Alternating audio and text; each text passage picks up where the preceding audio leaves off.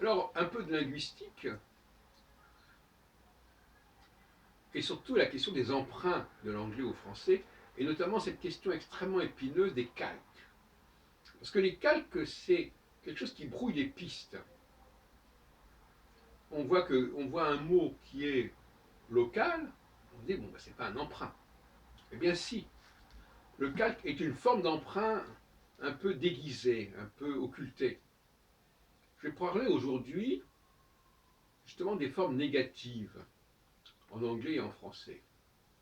Vous savez que ce qui caractérise le français, c'est le fait que, par exemple, quand je dis personne, en fin de compte, normalement, ça veut dire une personne. Pour dire qu'il n'y a vraiment personne quelque part, au sens sémantique du terme, il faut dire il n'y a personne. Je n'ai vu personne. Mais comme on abrège souvent, on va dire personne. Voilà.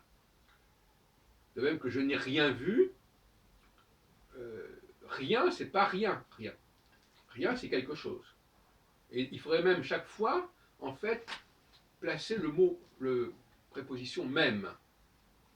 Je n'ai même, on dit, il n'y a pas un chat. C'est ça, il n'y a pas un chat. Et ça veut dire qu'il n'y a même pas un chat. Ça veut dire qu'il n'y a pas un chat. Quand je dis il n'y a pas, ça veut dire qu'il n'y a même pas un pas. Il n'y a que dalle, comme on dit en argot. Ça veut dire que je ne vois que dalle, je ne vois même pas la dalle, je ne vois même pas ce qui est sous mes pieds. Et par conséquent, même dans le cas de jamais, par exemple, jamais, on va dire, mais jamais c'est négatif. Non, c'est pas jamais. En français, c'est pas négatif. Ce qui est négatif, c'est ne jamais. Ne jamais faire ceci.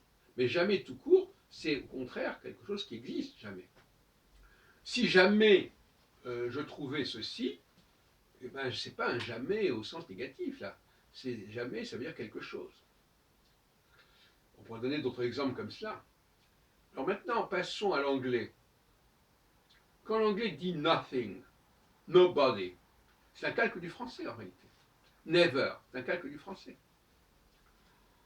C'est-à-dire que ça veut dire en réalité nobody, ben, c'est une traduction de il n'y a personne. Nobody.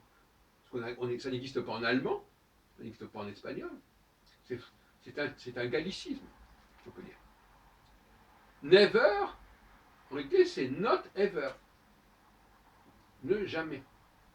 Nothing, c'est not, c'est nothing ici, c'est rien. Not a thing, pas un rien. Que rien, ça veut dire une chose.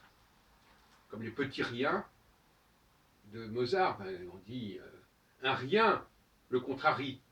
Un rien le contrarie, c'est pas rien. On oublie en français ces codes de prononciation.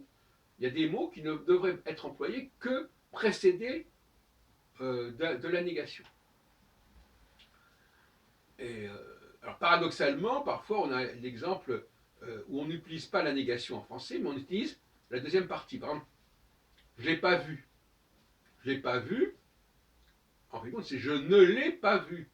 Et je ne l'ai pas vu, ça veut dire en fin de compte, ça ne fait sens que pour indiquer une toute petite chose. Je n'ai même pas vu cela. Un petit pas. Un petit pas, un petit rien, etc. D'ailleurs, jamais est probablement un rapport avec déjà. Il faudrait voir aussi. Alors, je vais faire une petite parenthèse avec un autre emprunt que j'avais déjà signalé, c'est always. En fin de compte, always, c'est un calque de toujours. Et c'est pas always qu'il faudrait dire, c'est all days. On a confondu days et ways. La preuve en est, d'ailleurs, c'est quand on dit en anglais anyway. Anyway, ça veut dire, en fin de compte, en tout état de cause, mais en français, ça correspond à toujours, toujours est-il. Donc toujours est-il, ben, on retrouve le fameux toujours, donc, qui a été traduit par all days. Donc il y a tout un réseau comme ça d'emprunts au français qu'il faut exhumer, qu'il faut mettre en évidence, et qui montre à quel point l'empreinte du français, du fait de l'emprunt linguistique, pour jouer sur le mot emprunt et empreinte, est considérable, et même, je dirais presque, insondable. Tellement elle est colossale.